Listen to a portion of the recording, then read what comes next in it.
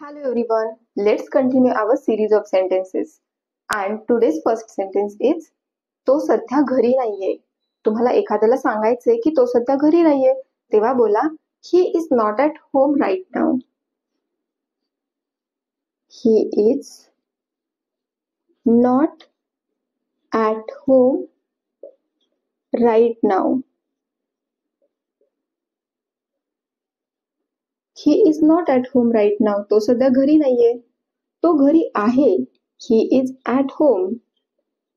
He is at home. तो घरी आहे. तो सध्या घरी नाहीये. He is not at home right now. तो घरी आहे. He is at home. Next sentence. तू खरं का बोलला नाहीस? Why didn't you tell the truth? तू खरं का बोलला नाहीस? Why didn't you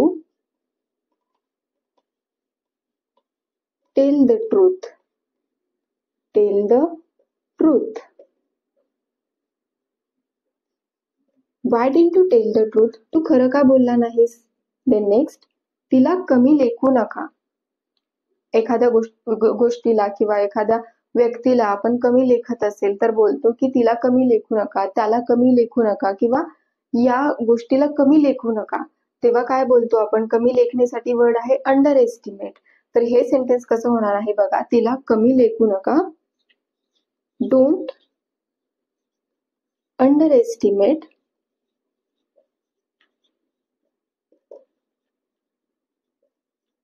her. Don't under estimate her means तिला कमी लेखू नका. जर इथे सपोज त्याला कमी लेखू नका असेल तेव्हा आपण काय बोलणार आहे? Don't under estimate him. Under estimate means कमी लेखणे. अंडर एस्टिमेट मीन्स कमी लेखणे. Next sentence. अनवाणी चालू नका. अनवाणी चालणे म्हणजे पायात चप्पल न घालता चालणे. मग पायात चप्पल न घालता चालू नको म्हणजे अनवाणी चालू नको असं सांगायचं असेल तेव्हा बोला don't walk barefoot. Don't walk barefoot. Barefoot means अनवाणी.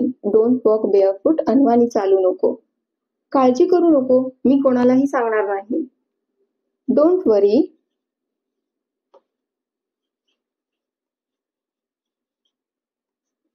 I won't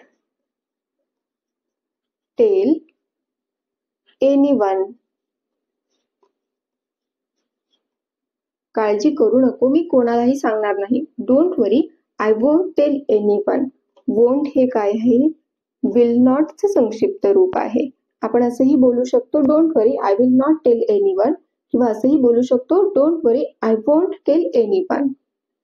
thanks for watching.